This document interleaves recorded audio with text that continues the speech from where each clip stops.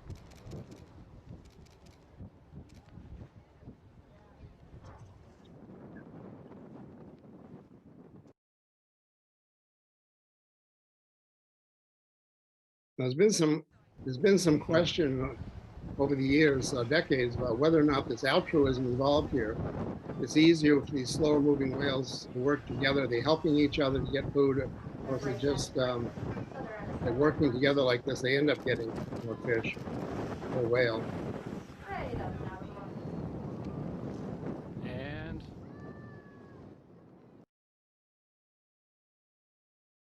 If you look here, you'll see sea lions leaping. See sea lions leaping here around these large humpbacks. And unlike you saw in Alaska, you can see they're on the move. They're really chasing these anchovies, rolling, and those are the flippers coming out of the water.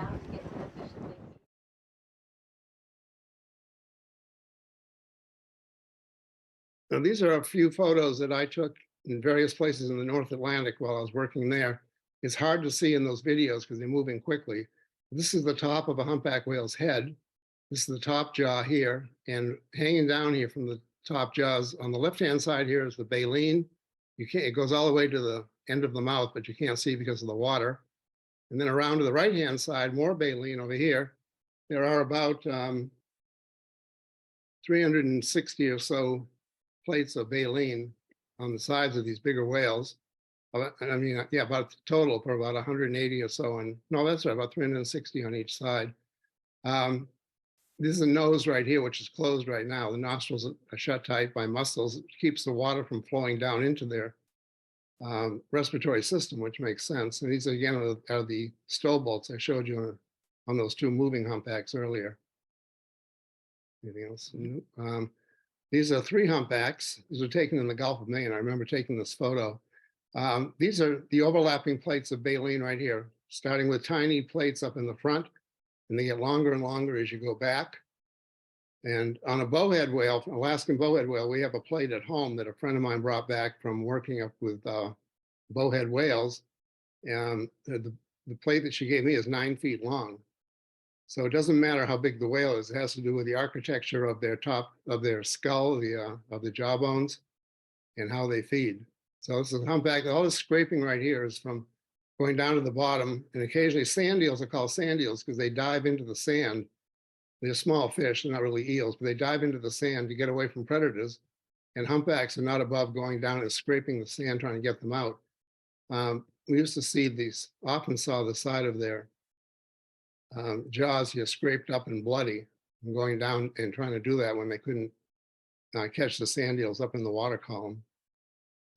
Water pouring out the sides of the mouth on this one is the nose over here, and like you saw before. Now, another couple of slides coming up, you will see the lower jaws here bowed out, and you start getting into looks like a big tub of water in the lower jaw. You can see here, this is the baleen hanging down here from the top jaws and the corner of the mouth and the jaw bones here. And this is one huge amount of water the whale's bringing up with it with its mouth open. And let's see, the back one. Okay, this is a humpback. And you're watching these whales feeding as they're coming up with the mouth wide open. The bottom jaws are usually in front of the top jaw because they can move the jaw bones out of the sockets, which gives them more room and more maneuverability with the lower jaw. And quite often you'll see something like this. This is actually the top jaw right here, the chin and the lower jaw here. So the whale hasn't got itself back together yet. So the top jaw actually forming a letter X with the bottom jaw. This is going this way and the top jaw is here. So the whale's going to have to pull itself together and shut its mouth tight get everything back together before it can shut its mouth tight. This is a photo that came up next to a whale that came up next to the boat, a humpback whale. The jaw would be sort of at a 45-degree angle. The top jaw would be out horizontally. It came up so that we could see inside the floor of the mouth. This is not the tongue. This is the floor of the mouth. And I just thought it was a beautiful, really beautiful, and got a nice shot of it with the sun shining in there. And to me, it looks like pottery clay, so smooth. And the tongue would be down inside that pouch area. When they pull the tongue out, when they're releasing the water, getting the water through the baleen plates, then that's when the tongue is in the floor of the mouth again. Humpbacks are known for their acrobatics. This is the calf learning how to fly and also learning how to squash seagulls if its aim is right. Okay, and I mentioned the humpback whale migration that Tree and I work on in the fall, September through December. And this is how the California Department of Fish and Wildlife breaks up the coast when they want to open the crab season. They hold the crab season closed until humpbacks are out of here to avoid entanglements in crabbing gear. So zone 1 down through zone 6, the Mexican border, we are here in Point Arena each day. This is Fort Bragg where Noyo is.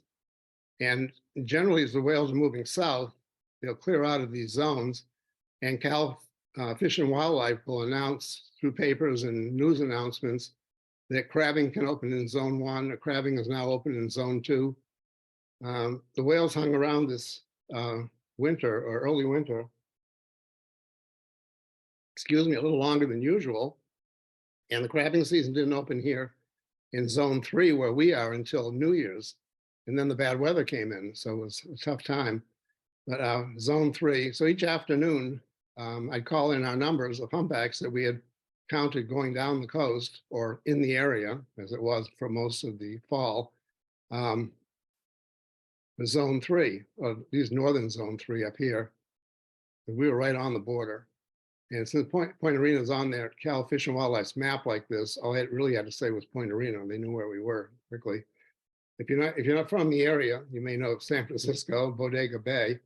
So we're just north of that. Well, not just north, maybe a couple hours. And another humpback, I just wanted to show you the baleen again, because it is hard to imagine. I know from talking to people for several decades. This is the roof of the mouth. This is the palate. It's not the tongue. It's the palate. And in this humpback, the baleen is very hairy looking, very matted. And the whole point of that is to keep the fish inside, let the water get out, but nothing of any size is going to get through there. Here's the lower jaw again, loaded up with water. Okay, and this is a gray whale here, a calf. I just put this in so that you could see as much of the baleen here as you can. It's very thick and it's short, it's thick and it's sturdy and it's strong. It's not like this humpback baleen that you could easily snap. It's longer. And so if you're going to go down the bottom, like you saw in that first video, that gray whale taking mouthfuls of sediment, rolling around down there, you want sturdy baleen that's going to hold together, not shatter when you're maneuvering around like that. And also these whales want sturdier baleen too when they're going to slam into schools of fish or anchovies. So as the whales feed on smaller and smaller organisms very slowly, like right whales and bowhead whales, the baleen gets longer and not as sturdy, more fragile because they're not slamming at high speed into schools of fish and a lot of water. Okay. There's a lot of talk about climate change. Just wanted to show you how it builds up in the environment. This is called the carbon pump. It's a quick video, but it shows the buildup of carbon dioxide in the environment, in the atmosphere. These are the dates down here, January 79. This is the parts per million of carbon dioxide in our environment. And over here, I'm afraid it's obscured, but over here is the Mauna Loa observatory in Hawaii that measures carbon dioxide in the environment.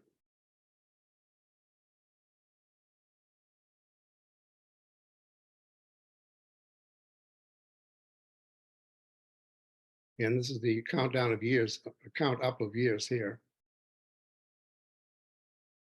What happened in here, I don't know. There was some big, there was a volcano somewhere, but a lot of carbon dioxide in the environment there.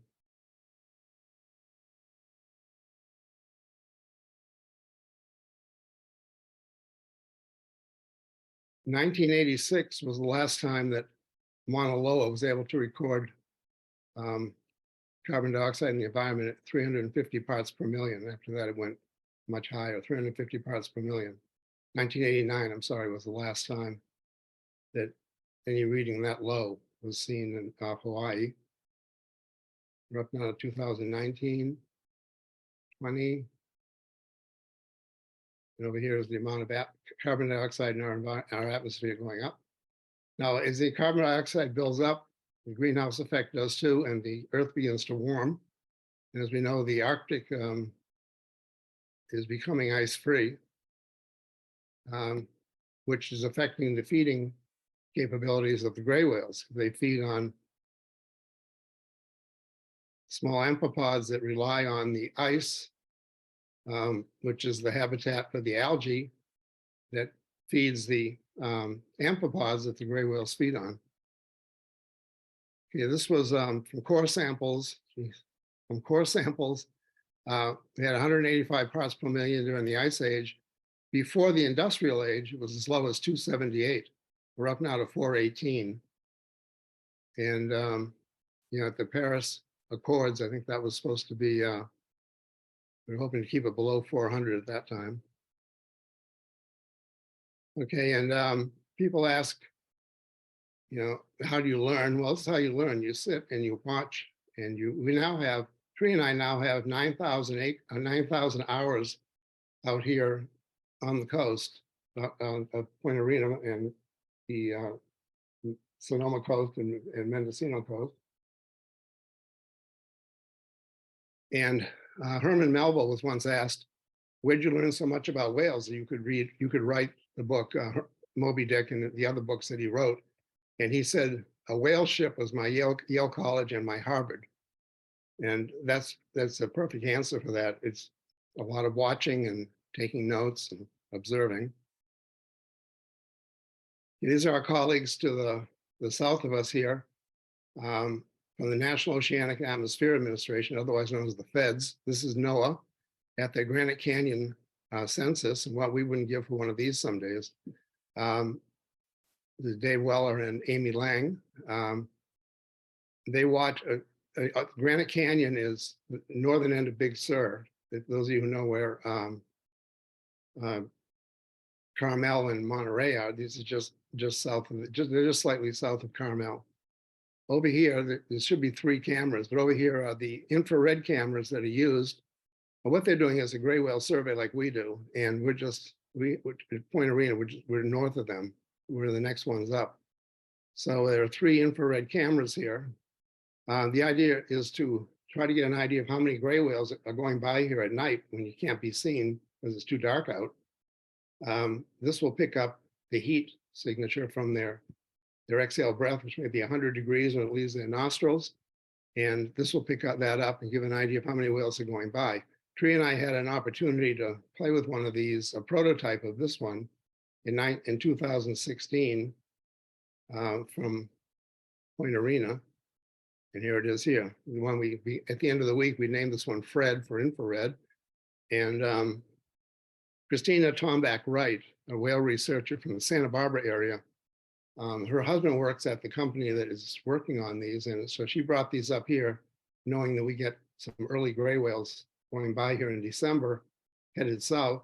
So we got to work with her for a week, and everything that could go wrong during the marine mammal project happened. We even had a small earthquake that knocked the power out. As you can see, there are some lengthy cables here keeping Fred running.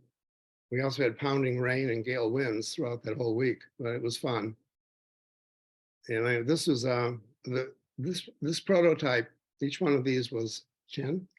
Yeah, 10 degrees for a field of vision. So we had a total of 30, and that still wasn't enough. We had gray whales going by here. They couldn't possibly have known that camera was there, but they would go by here and dive and come up on the other side of the field of vision and take off. So the cameras never saw them. But now then they perfected these, made them wider field of vision, and the cameras are just taking in too much data. It was overwhelming the software, but they've come quite a ways now. They're much more efficient. And then just quickly, these are the populations that we think right now of gray whales. I'm not going to go into detail here. This is a whole lecture in itself. This is Jim Sumich's book, Dr. Jim Sumich, who worked at Oregon State. We have the true easterns that we see here now, the true eastern population of gray whales, going down to the Baja during the winter to primarily calve and mate down here. and they go up into the Arctic to feed. There's the Trans-Pacifics. There's a small population of gray whales over here, a couple hundred, and they move. These are the true westerns, and they move south up on Kamchatka Peninsula and Sakhalin Island, and then in Russian territory, and move down the Asian coast, or so we thought, back and forth here and calve in this area down here. But then some tagging that was done by Dr. Bruce Mate at Oregon State showed that there are some whales going across here and down to the lagoons, and then back across. Dr. Bruce Mate and his team at Oregon State got some tags on some of these whales. The ones that stayed on and worked properly showed that there is some trans-Pacific travel here. And there's a lot more to find out about all this, but did find that these whales would cut across deep ocean basins and then come down the east coast of the west coast of the United States. And the migration route down here to the lagoons, south of San Diego, Santa Barbara, and so forth. This is the classic migration route for the true Easterners. And they cut through Unimak Pass here in the Aleutian Islands, go close to shore, but those other ones are showing those other whales that from the east are moving across this deep ocean basin, as I mentioned. But the classic route is along the coast here into the United States and down to Port Bragg and so forth and down. Okay, let's see. All right, another look at it. Here's the Bering Sea, Chukchi Sea. Here's the Aleutian Islands down here in Unimak Pass, which is important because it's where the whales pass through coming and going up to their feeding grounds and down to the lagoons in the winter. These are the areas that they feed in, also the Beaufort Sea, making up the Arctic Ocean up here. And this area is becoming very ice-free, unfortunately, as I mentioned, is creating issues for the feeding whales. And we have some information coming up on that in a couple minutes. But Unimak Pass is important. Lots of killer whales waiting here for the mothers and calves to come back. They're headed up there now. And they wait through this area, just like they do in Monterey Bay, for the mothers and calves to reach there. And they also wait up in this area. And you have thousands of gray whales passing through here, and also millions and millions of seabirds. So what's it look like for a gray whale coming home? It looks like this. Here's a gray whale plowing through lots of seabirds right here in Unimak Pass. It goes through there up to feed in the Bering Sea. And I think there's another whale here, maybe up here. There's so many shearwaters here, it's hard to tell. Doug Fursell, who is a neighbor of ours, he just lives down the street from us, gave me the slide. And I asked him, well, how many, he worked in Unimak Pass and he worked in the Aleutians for many, many years in his career with Fish and Wildlife as a seabird biologist. And he said, well, pick a number and then put the word million after it. 20 million, 10 million, we couldn't tell. But there were millions and millions of birds there. So I guess these whales want to keep their mouths shut going through here. That many birds can leave a lot of droppings. And then just quickly here, we got more gray whales going by us up north here, off in Mendocino County, than down here, and we didn't know why. And we had higher southbound counts than our colleagues here in they're right here, Long Beach and Palos Verdes. The American Cetacean Society has a census been going on for 38 years. And we were getting more southbound than they were. And we thought, how's that possible? Then we found out that the whales get down here to Santa Barbara and they split off into these branches. So these are too far out for them to count from in here. And excuse me, that was an explanation there. And how do we know that there were gray whales feeding on the other side of the Point Arena Peninsula? Well, we took a walk one day across the peninsula looking for, over here where the Garcia River is, there were reports of dolphins and porpoises feeding at the mouth of the Garcia River, where all the nutrients come down, a very rich area for food chains in that spot. We took a walk across the peninsula one day, And we didn't see any porpoises or dolphins, but we did find gray whales feeding in the surf line here, right off of Manchester Beach, here in Mendocino County. And that started a photo identification project which Sherry Ebby, another neighbor, helped us with. I'm just gonna, for the time here, I'm just gonna show you a few slides. This is Gualala Beach. That's actually where people walk right here. This is how you go into the water right off the beach here. It's not a trick. The gray whales are coming in here and rolling around like you saw on that first slide right here, right at people's feet. People are getting some great photographs here. And this is a whale, well-known gray whale. It's been seen off of Port Bragg many times and right here off Gualala and Point Arena. It's a little funny story. It's a whale that was known as Rambo because you can see how beat up it's been. There's an insult here. Somebody ran over it with their outboard motor and all scratched up and beat up here. So it got the name Rambo after Sly Stallone. And it was Rambo, the male gray whale, until Rambo was seen in the lagoons with a newborn calf. So Rambo became Rambo Lena, and it's been Rambo Lena ever since. And this is, I was mentioned about photo ID. This whale has got so many signposts on it from being so beat up and run over. It's easy to ID. And a couple more shots. I think I got one or two here, but Sherry got a lot. Sherry's taken so many photos of these whales that we've been able to, she and I have been able to co-present at conferences, including last summer. I'm just going to put this in quick. I know Michael, we're hoping to see this.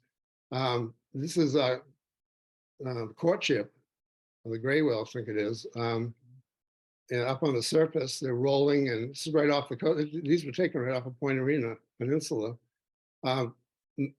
Mating is over, but these whales, the males didn't get the memo. So they're looking for single females going up the coast, heading back to the Arctic, and they make some moves. And what we sometimes, we sometimes get our emails of people stopping saying they thought whales were attacking gray whales. They thought orcas were attacking, which they're not, but it looks that way. It's just the rolling around and so forth they do when they're in courtship. And I threw this in just because it's an example of why people think killer whales are attacking other whales during courtship. These are North Atlantic right whales. I took this photo up in the Bay of Fundy off of Nova Scotia, Canada.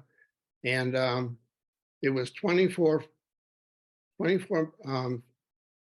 males and 2 females in this group. And so the females were greatly outnumbered. But this is part of a fluke of a North Atlantic right whale on its side. And it looks, if you're not really familiar with whales, it looks like an orca's dorsal fin. And people looking who really aren't familiar with whales would think that these are orcas attacking other large whales. You also see the black and white, for example, of one of the right whales. And so we get a lot of misidentification and reports like this. There's never blood in the water. People don't look for blood. They just see the action. So it looks like something more exciting than it is. But we had some courtship this afternoon right down the street here from our house. It was actually chaos because the whales are moving around so much. We're having a very hard time getting an accurate count.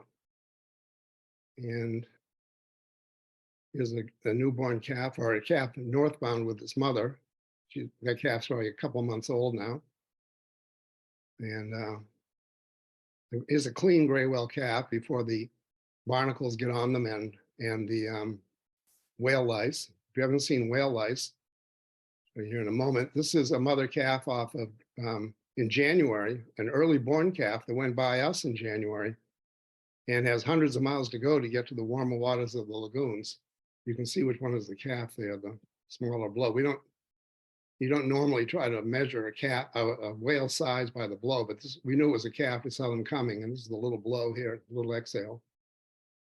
And if you're not familiar with whale lice, here's one here. A former intern of mine, Julie Condor, when she was at the University of New Hampshire, took this photo down in Mexico. And if you weren't itchy before, you are now. Looking at that. That's whale lice, and it's all over the whales that we work with here. Okay, We have a short film here, 15 minutes or so, that will explain to you the unusual mortality event that we've gone through, which cost us the population of gray whales to drop over 6,000 individuals. And which one of these starts at? Next slide. Next slide. Let my technician here do this. It's an extraordinary film, not because we're in it, but very well done.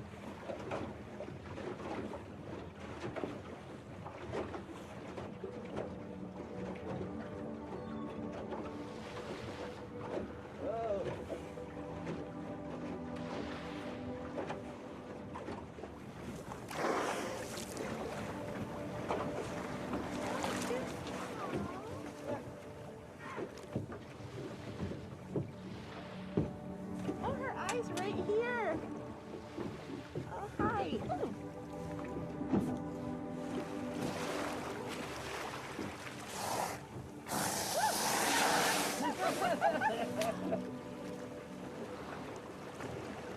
Oh, her teeth. Oh my gosh.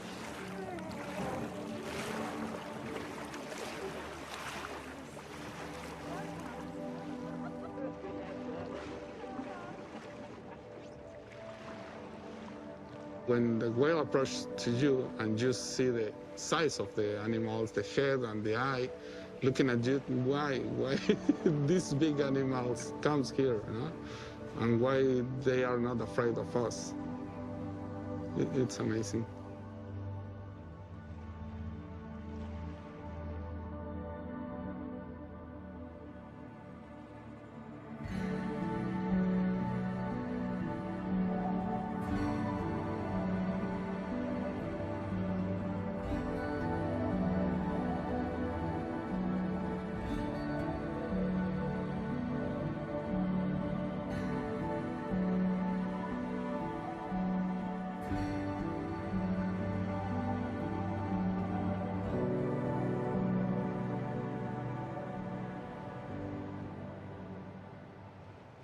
This lagoon, it's important for the gray whales because they can rest from that long migration and stay safe inside of the lagoons.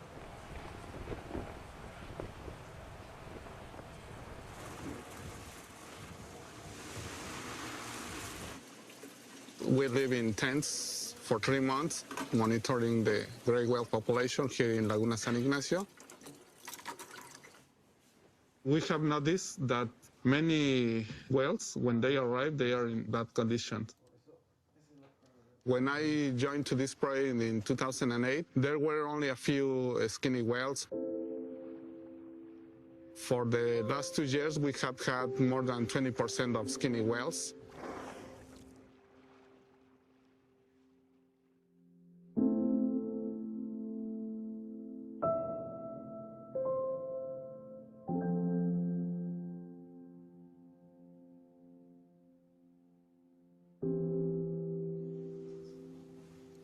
They really can't fit here. That's why they go all the way to Alaska, where there's a lot more food. So it's a long way back, and once you see them that skinny, you're like, oof, it's gonna be tough for them to really come back, and you know that some of them maybe end up stranding.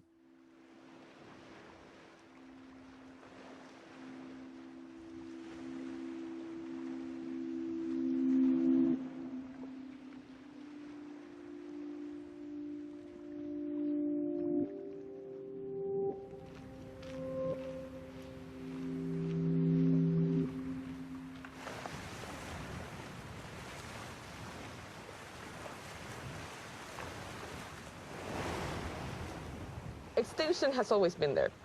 It doesn't mean they're going extinct at the moment, but the problem is the speed that it's going, it's directly involved to humans. It's really a collaboration between different countries, labs, scientists working year-round to trying to figure out what's going on.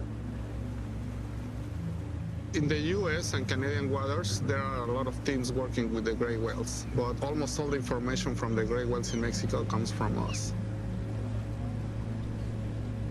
We try to assess how many whales with poor conditions can we see in a season to see if it's getting better or if this problem is continuing for more years.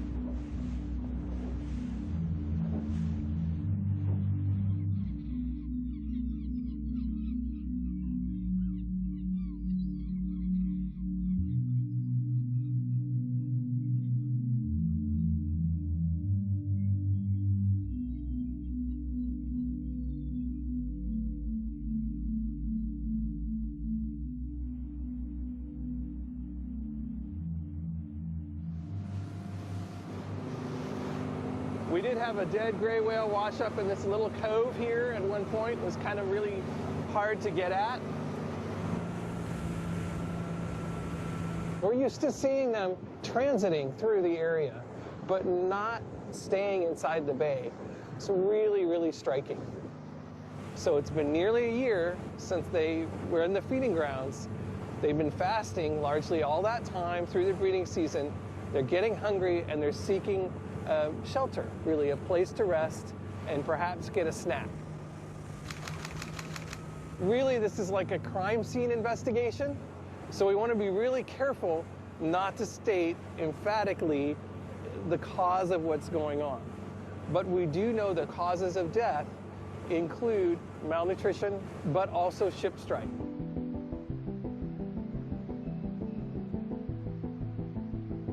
We think of whales as being really big, right?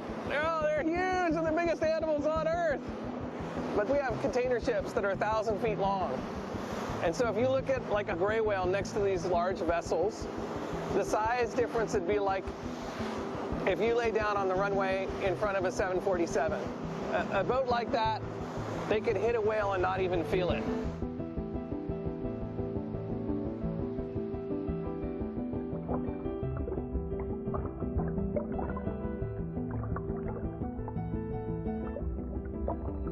When a whale is emaciated or skinny and not as healthy as it should be, it is more prone and more susceptible to other issues like getting entangled.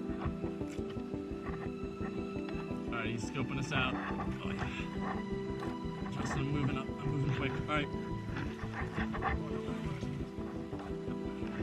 Primarily along the California coast, we see a lot of entanglements in fishing gear. Good.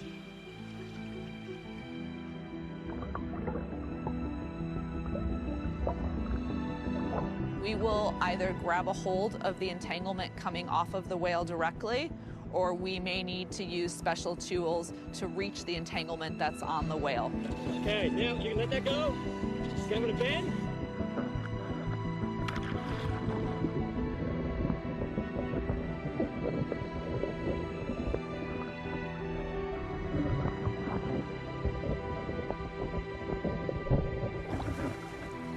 In this co-occurrence where we have more happening in the ocean and more whales in the same space, their risk of entanglement is increased. Yes, glorious.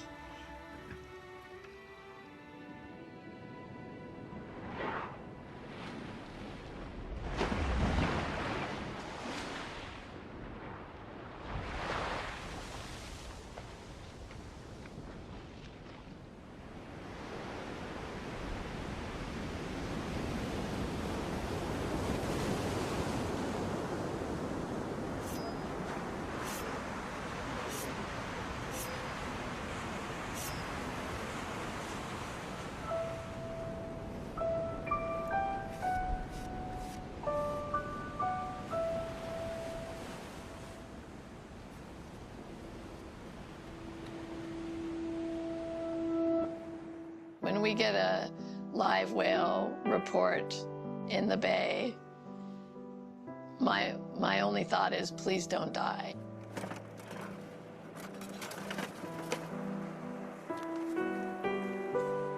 A necropsy is an examination of a carcass to determine what the cause of death was.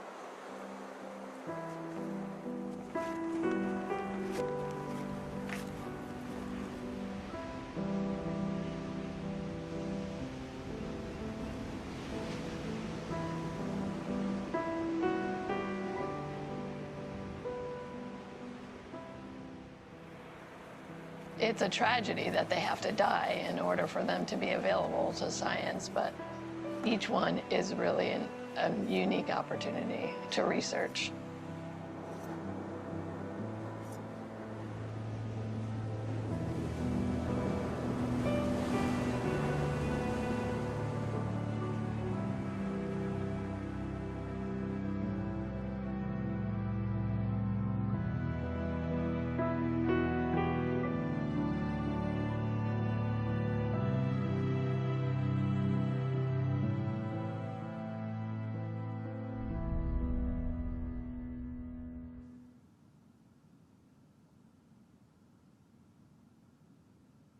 We'll get started. Mo has an announcement for folks. It was reported alive, and then when the team responded in the afternoon that day, it had died. I mean, this is a classic on how skinny this whale was.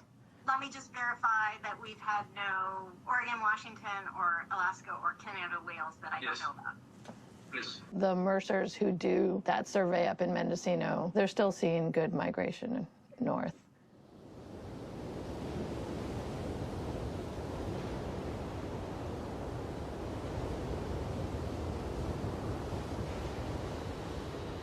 This guy's right in front of us.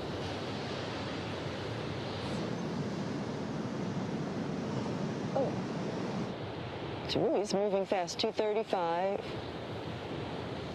I wouldn't say traveling together, like one and one. You could see them without binos. Yeah, we're lucky today. It's so many visible without binoculars. It is.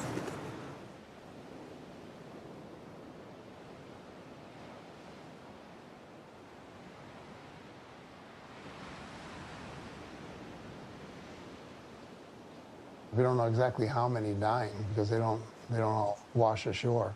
For everyone that washes up, there are 8 to 10 that we don't know about.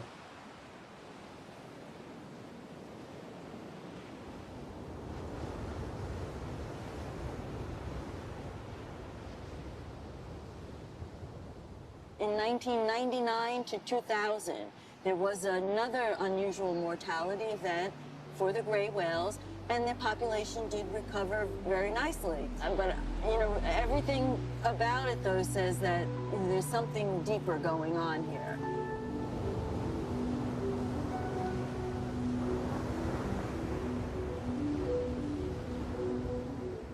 When a population is showing signs of, you know, malnutrition and starvation, that's a real warning sign. These animals do feed in the Arctic, and we know that there are large ecological changes going on in the Arctic that appear to be related to global climate change. The summer sea ice in the Arctic is down dramatically. And there appears to be a link between the food these animals prefer and the ice.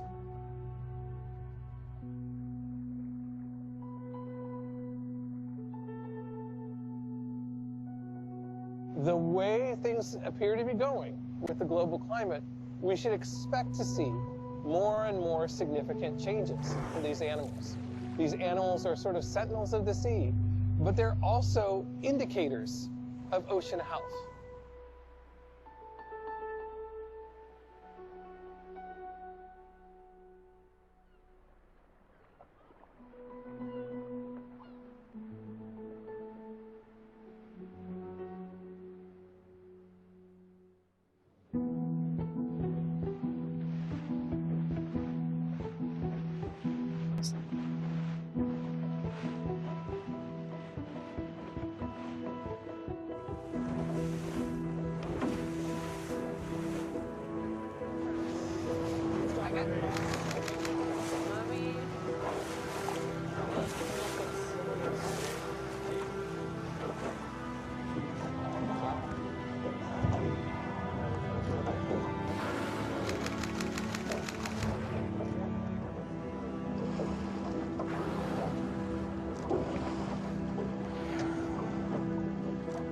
So the last one that came out was a skinny whale. So you can see a little depression over the head, so that's one of the indications that's a skinny whale.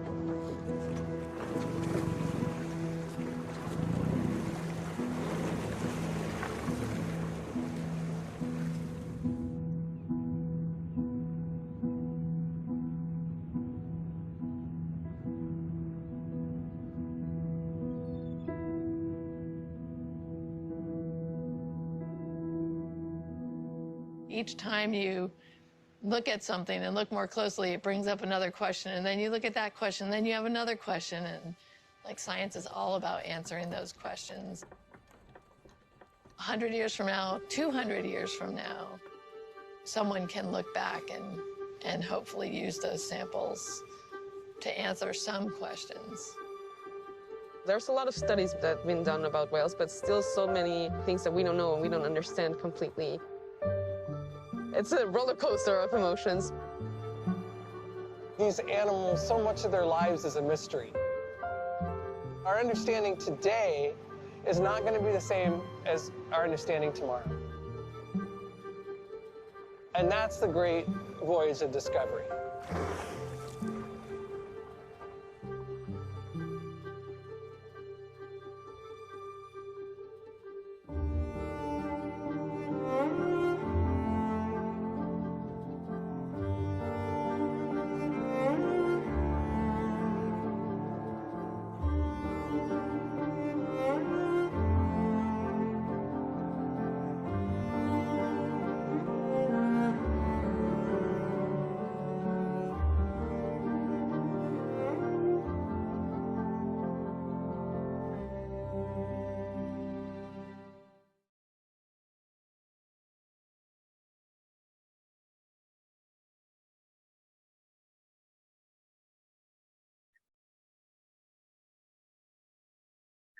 Well, I think you'll agree that that was very powerful, sometimes difficult to watch, but we feel that that message needs to be heard and seen by as many people as possible.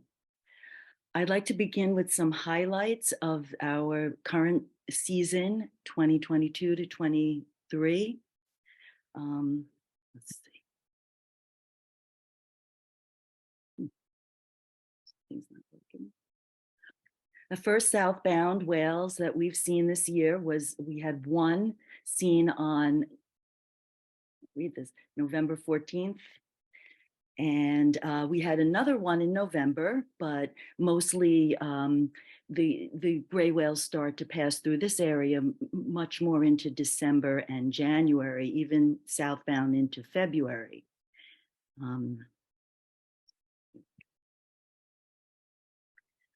The greatest number of southbound grays we saw in one day was 54 on January 26th. The greatest number of southbound seen in 2 weeks was 356 during the weeks of January 16th through the 29th. And that represents 48.2% of the total southbound grays that we've seen this season. Our total southbound is 739. The first northbound whale seen. This was a surprise to us. We don't usually get 15 so early, but we did have 15 northbounders on February 7th.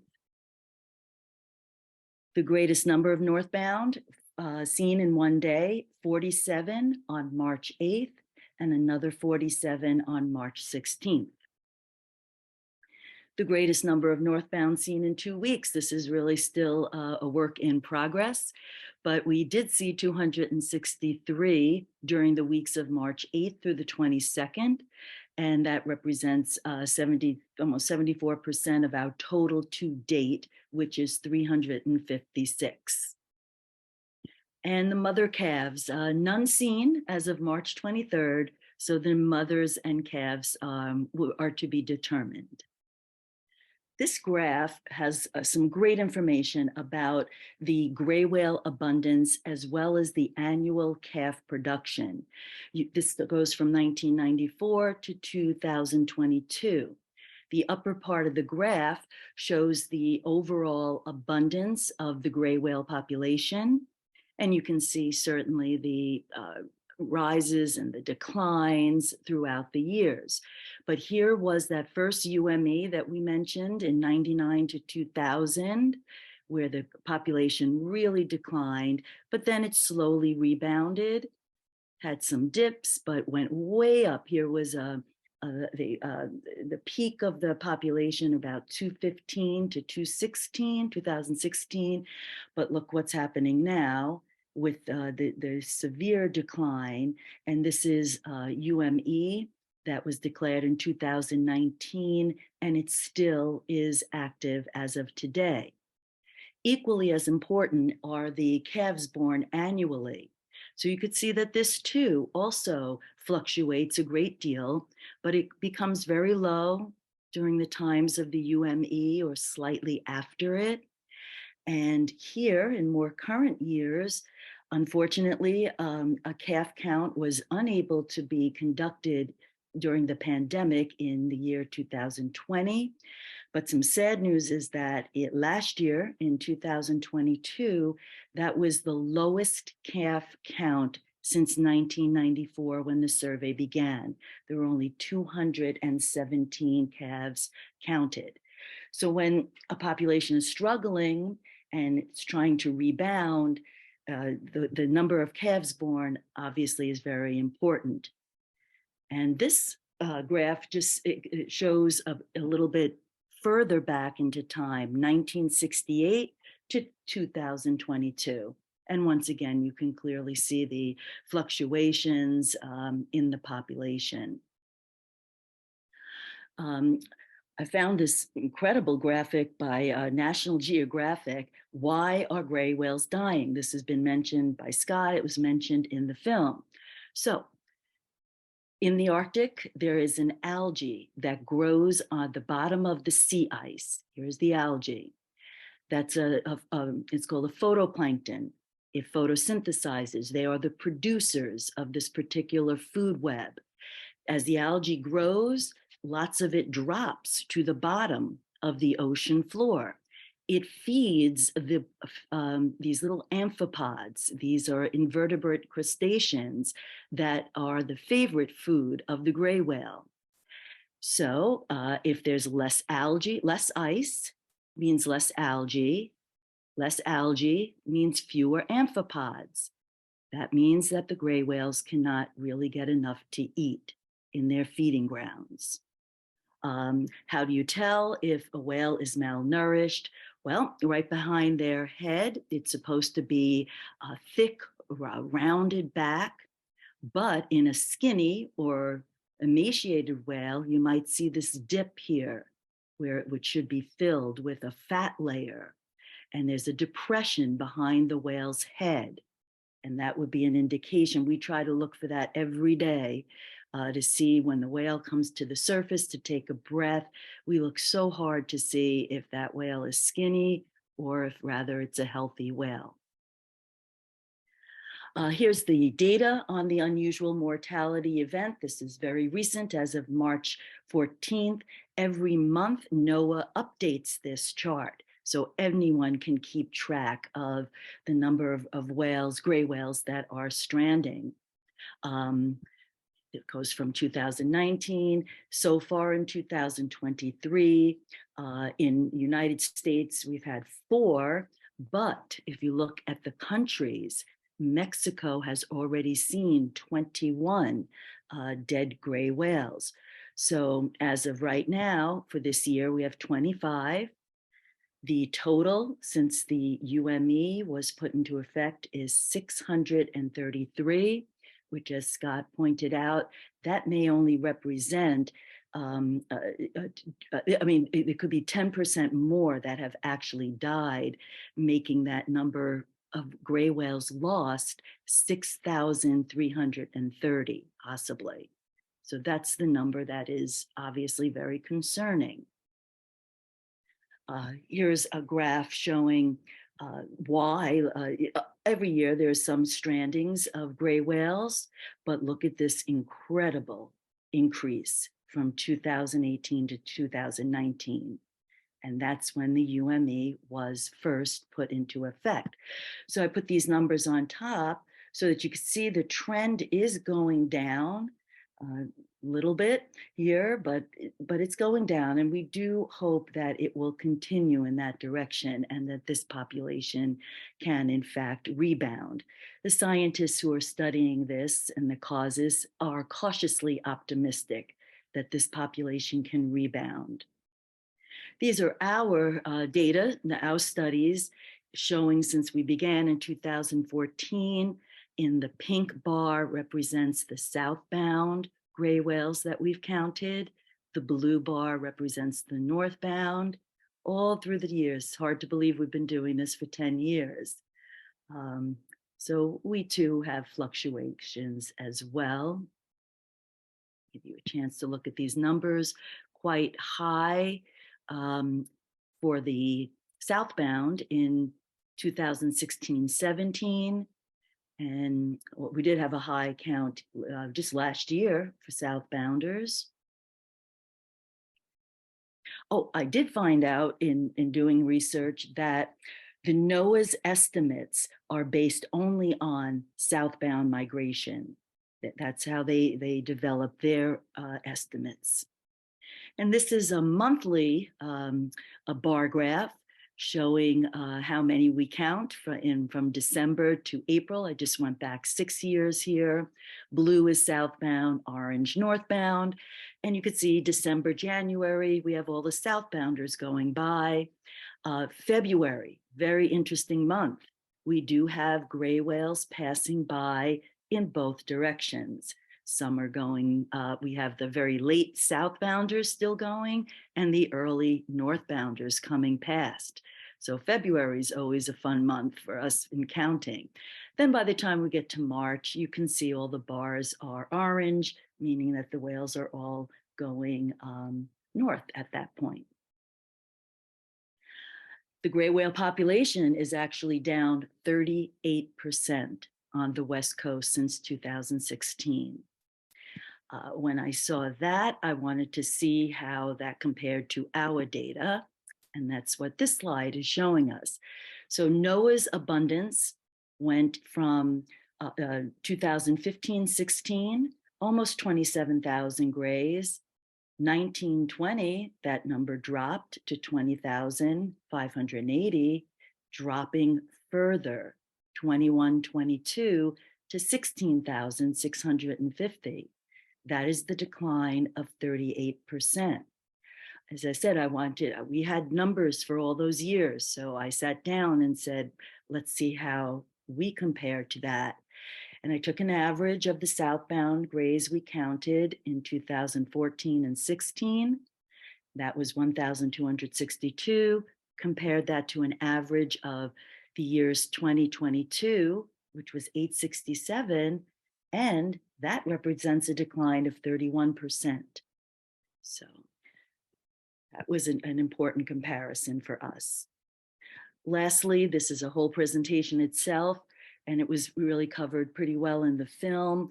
All of the sources of whale mortalities for all whales: noise, vessel strikes, water quality, disease, entanglement, debris, predation.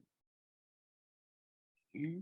These are the other organizations that we collaborate with, send and receive data from. It's just the whole list of it. Certainly, as Sue mentioned before, it does take a lot of collaboration to study these magnificent animals. And we thank you very much for your time tonight. And thank you for inviting us here. Well, thank you, Scott and Tree, so very much. That was really, really informative. And it's just, it's really wonderful to think of the two of you down there counting and then to see all the data that you've gathered and your generosity in sharing it, not only with us here locally, but with the larger coastal area of people who are out perched looking. So beautiful presentation, really moving movie clip, and wonderful stories. I'm a bit choked up after watching that film. Yeah, me too, each time. Yeah, needing to take that in without a doubt. I just was on the phone with Mo Flannery, and unfortunately, we're going to add a gray whale to the northbound. They just had one reported. They're going to go out in the field on Saturday morning. So down in Bolinas, a gray whale just washed in. So hate to bear of bad news here. Sue had to leave. Her iPad was was ready to go to sleep, as was she, as she put in a 12-hour day, I think, today. Ah, So I offered to kind of close it out here. And I wanted to make sure to get to the chat. It's a great question about how do whales sleep and how do they sleep while migrating? I love that question. here comes Scott. How do they sleep? That's the question, yeah. Do you remember how you went through school? Your brain half on and half off. It's called slow wave sleep. And they actually do sleep with their brain half on and half off. That way they can travel. They're always at least semi-alert and keep moving along and not drown. You know, if you live in the ocean, you can't fall fast asleep. You do that once. So that they use this slow wave sleep to be able to keep moving and stay at least semi-alert. And some of that work was done actually by in animals in captivity, small animals. The dolphins that can be kept in captivity, shouldn't be, but can be kept in you're not going to get a gray whale into a tank, but manageable size whales. And some work is done that way. If that was another question, how do they get a whale in a tank? It's the small animals. That's about what I know about that. To observe their half of their brain shut off, and then later the other half of their brain shut off. Yeah, I'm not certain about this. I think that John Lilly may have done the groundbreaking work on that, or the first work on that. His work with dolphins. But you might want to check that. No, that's all good. Let's see. Alyssa's here. Alyssa Schumann from down south at she's counting the whales for, down south at Point Vicente. Chime in, Alyssa, if you want to. Thank you both. You rock, she says. Still counting. Terrific film. Good coverage. 2019 to 2023. Gray whale UME. Looking forward to seeing more northbound grays at our ACS LA Gray Whale Census and Behavior Project at Point Vicente. Our counts are up and down the coast. Our counts up and down the coast are so affected by this season's poor weather conditions, which is a really important thing to factor in. Alyssa is someone who we follow on Facebook. So by following Alyssa and following the Mercers, that they're offering up this important information to everybody who's looking, like for people who are ready to go out with their bags into the field and respond to stranded whales, wondering how many whales Alyssa's seeing, or how many whales the Mercers are seeing, or what we're seeing up here further north. Really important to fill all of those details out. But if you have a week of crappy weather where you're not seeing any blows because the wind is blowing them down or the waves are up, it does, you got to factor in all those different, and there are days when Scott and Tree would get blown off the bluff if they were out there with ice, rain, and hail in their eyeballs. Yeah, I'm glad you told me that Elisa watched. That's very flattering. When I was talking about how the whales go off in those different branches, I just kind of pointed to the Long Beach area, but I was conscious of time and I skipped over Elisa's name. I think I said American Cetacean Society, or I hope I did. Well, Elisa has been a tremendous help to us, because when we started, she already had 27 years of counting gray whales, I think at least 27 at that time. And she's been very mentorish to us. And in fact, she and I correspond probably 5 or 6 days a week on what she's seen down there, what she'd like us to watch for, damaged whales moving north. So it's been a great partnership, and we're very grateful to her. So thank you for letting me know that she wrote in. Absolutely. Yeah. And from Sherry, can you talk a bit about the diverse feeding strategies and food sources of gray whales besides amphipods? So what else are they munching on? Well, we know that they, at least up in Oregon, are feeding on prolific swarms of barnacle larvae. Mysid shrimp. Mysid shrimp, that's the big one, crab larvae. Whatever's really, we're glad to hear this, because the species of whales that are really locked into a certain food product are the ones that, like the right whales, and are the ones that are most affected by change in the environment. Like when I started in the 70s, I had people that I relied on, like Stephen Katona, who started the one of the founding faculty at College of the Atlantic, and the founder of Allied Whale, and also the founder of the Humpback Whale Catalog, actually. He always stressed that any change in the environment, the animals that had very narrow feeding preference would be the first to go. And he's one that always stressed with me with the minke whales. As Steve would say, they had a very Catholic diet. They'd feed on the native shrimp, native Maine shrimp, 5 or 6 species of fish. And that's what I always see them feeding on in the Southern Gulf of Maine, where I worked for a couple of decades. And so anyway, so I'm glad that the gray whales, with all their problems, are coming up with a long list of preferred food. Remember some of the others? No, whatever is swarming and small in the food in the water column. Water column is that area between the surface and where you put your feet on the bottom. And they, they're not above opening their mouth for things other than animals down on the bottom. There's also the ghost shrimp up in Puget Sound, those whales known as the sounders. They dig some very large pits in the substrate up there and dig out these shrimp called ghost shrimp. And they're bigger than many of the animals you heard us describing tonight, because they can be used as bait. They're big enough to be used for bait. That's another possible source of conflict, because there's a bait industry up there that sells ghost shrimp, and whales have also discovered that and are in that area. So I don't know if that's specific enough for Sherry. We see her often, since she lives down the street from us, but possibly we can come up with a few more species, items that they like. Yeah. Yeah, it's hopeful that gray whales tend to be, or at least it's thought that they are fairly adaptive in their feeding strategies, which is hopeful for them to make it through different cycles and whatnot. A couple other questions. People were wondering how you estimate how far offshore a whale is. I feel like it's fairly easy off Fort Bragg. When you look out to the 1 mile buoy, it's a mile from the end of the jetty or the bridge, basically. And that is where the crab pots are, and that is where the whales are moving by. So it depends on where you are. Scott and Tree, how would you estimate the distance from where you're sitting? Like, oh, how far out is that whale? Well, the easy answer, I guess, is a good guess. People know who worked on boats. You can put 30 people on a boat and get 30 different answers on how far away something is. The reticles.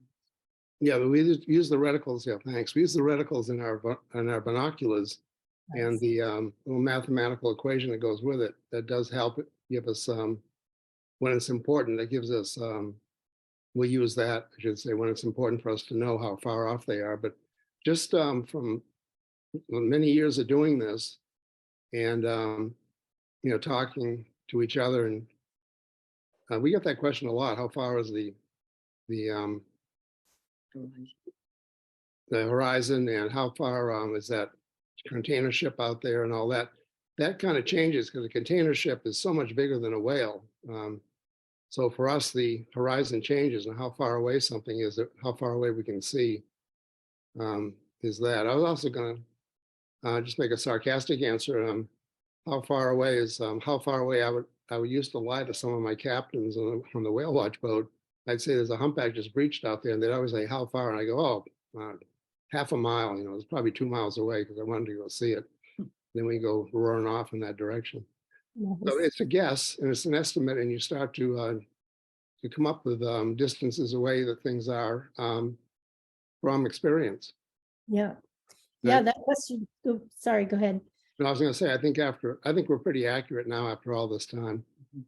Right. Yeah, that question came up a lot too with this report of an entangled whale that was sighted day before yesterday in the evening off of Westport. And I think they said 500 yards from shore. When they saw it, our spotters went out, and I think we saw it about a mile off of Glass Beach, and then alerted kind of our sharing network group me to get our beach survey folks out looking. And we may have seen it, but then the most positive report came from Westport, and the whale was actually moving south. And so there's a note here from someone up in Humboldt. So just alerting you to that, if you do get out on those surveys with Allison and Cal Poly Humboldt State, to be on the lookout for a whale with potentially some orangish net on it. Spread the word, get people looking for that whale. That network of reporting is really important. I know Alyssa was reporting one further south. There's also a flukeless whale seen off of Fort Bragg going south in late January, and then they were looking for it coming back. So this communication up and down the coast is super important, and Sherry's photos, ID shots, and Karen's ID shots are important as well for that conversation. So let's all stay in touch. You can always reach out to your stranding coordinator, me and Mendocino, Allison up at Humboldt, their reporting hotline, California Academy of Sciences, the Marine Mammal Center. Don't be afraid to report what you're seeing out there. And an entangled whale, I like when the kids are saying, "Where's the whale? I want to see the whale. I don't see the whale." And they're expecting Free Willy to jump up out of the water and show them the whale.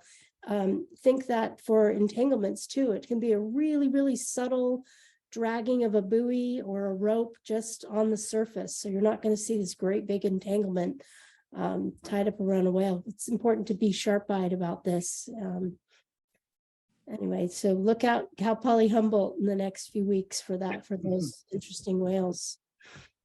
The way Sherry Ebby is doing this is absolutely the way people want to get into this should do it. You need to get experience. You need to get out in the field. Sherry's been, she went down to Baja a couple of weeks ago to the lagoons to see that firsthand.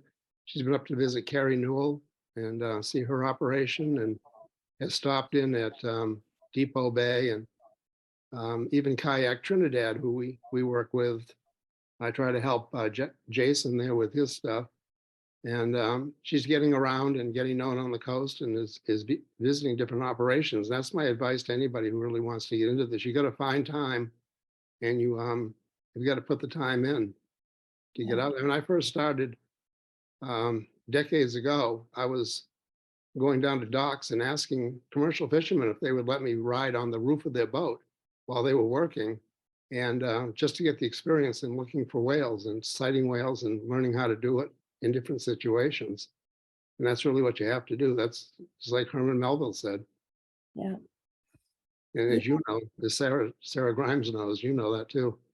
Yeah, I'm a ride out on a fishing boat any day. So Nan, I'm sorry, I didn't address your question there. As the whales migrate up and down our coast, do individuals spend several days or weeks in our local area, or do they go straight north or south? Is there a particular time of day that's best for seeing the migration? I always say the morning because you get the sun at your back. But for the most part, I think, well, I'll let you answer that. I think they're kind of on the move. Yeah, me? Yeah. How about you? Yeah, they do seem to move pretty much in a straight line that I've seen with different species. Well, I got to say, with these gray whales, we're seeing a lot of Elisa Janiger calls milling around.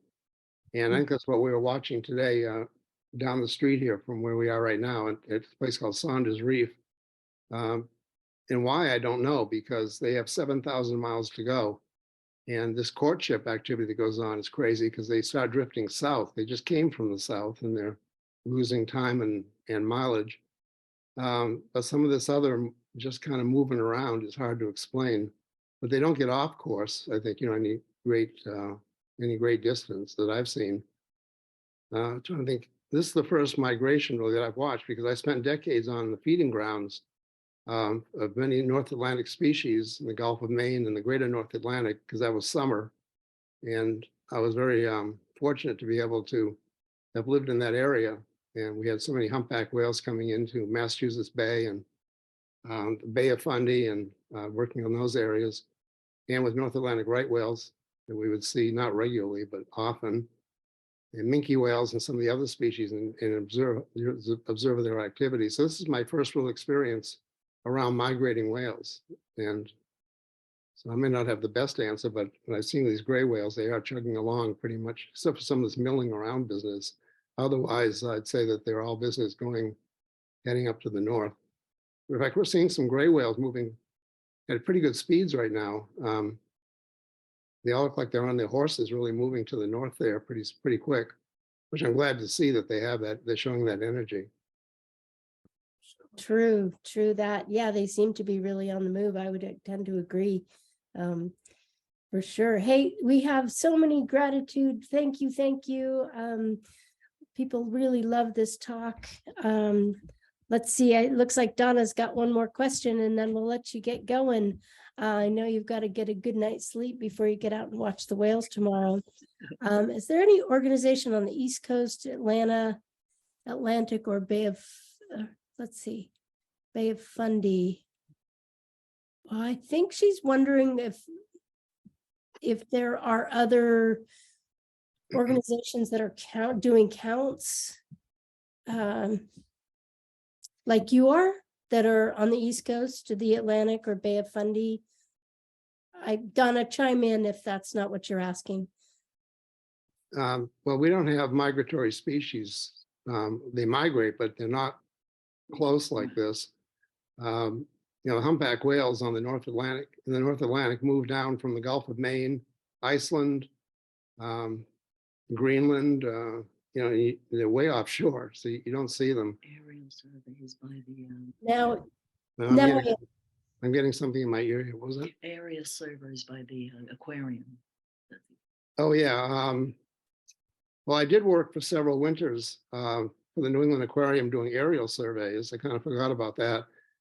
Those are North Atlantic right whales moving into the coastline of Georgia and Florida, and they were coming down from the Gulf of Maine, primarily the Gulf of Maine, and so that's the only other experience that I have, and they really move in a straight line.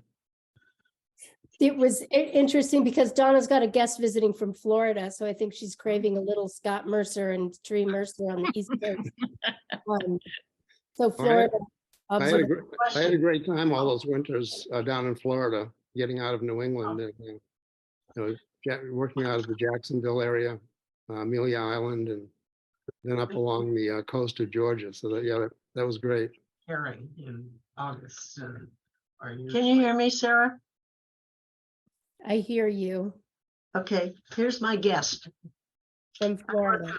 I work in the summer in the Bay of Fundy and Whale Watch boat, and I was wondering, they come in for the herring. When the herring come in, they come in. They'll be in the bay there for however long it takes them to decimate their food source. But where are they going from there? Is it and is the information from the Atlantic being added to the information from the Pacific in terms of the loss of life, or over the years?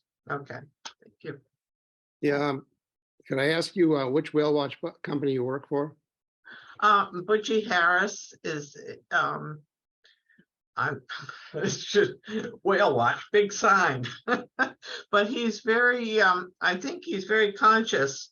I go out with him sometimes if he needs somebody to talk about what they're seeing, and he keeps a distance, slows down, makes wide circles so people can, but can look for themselves and find it. It's very popular.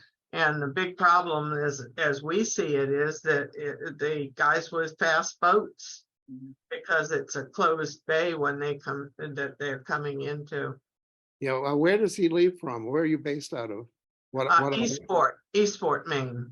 Oh, you're over in Eastport. Okay. Now I worked out of the Briar Island in Nova Scotia, and Harold Graham and I, with Carl Haycock, we started whale watching there in 1985. 1985. First went over there in '84, and there was, there wasn't any whale watching then. And no, I'm not. You asked me about where the whales are going, like the humpbacks when they leave the Bay of Fundy. Yeah. The right whales. Well, the right whales head down to Florida and Georgia.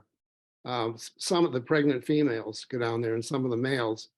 The right whales are still a mystery as to where they're mating. I could tell you a little more about that if you wanted to know, but humpbacks head down from that population or that feeding group, meet up with the rest of the Gulf of Maine humpbacks, and they end up down in the Caribbean, primarily off of Puerto Plata in the Dominican Republic, on Samana, and on the Silver Navidad and Mouchouar banks. And then they spill off down into Tortola in the Virgin Islands, where I worked for several winters photographing them. That's about what I know about that group. Puerto Rico, that's another gathering spot for Bay of Fundy humpbacks, sure. Well, I know there was a few years ago, there was a researcher on Deer Island.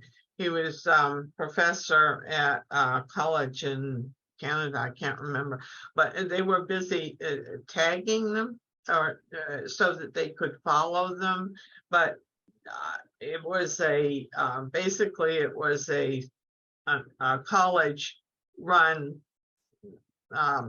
thing, and he died, and I think the program died with him.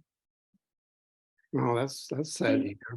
I'm going to chime in here, folks. It's getting pretty late. Yeah, and I'm sorry. Thank you. No, it's great. Thank you for jumping in. And Alyssa was just saying that they did see this flukeless whale, tracked it off of Point Doom, and then it was in Goleta, Santa Barbara on Wednesday. And a few weeks ago, headed up the coast. Watch for it. Could be very well the same one seen off of Fort Bragg. So The one we were talking about on the weekend. All right, thank you. Thank you, everyone, so much for being here with us tonight. Thank you, Scott and Tree, for your time. Thank you, everyone, for joining us. Thank you. Love you, Coasties. And, Thank you all. Have a lovely evening and night, and we'll see you on the edge of the Pacific.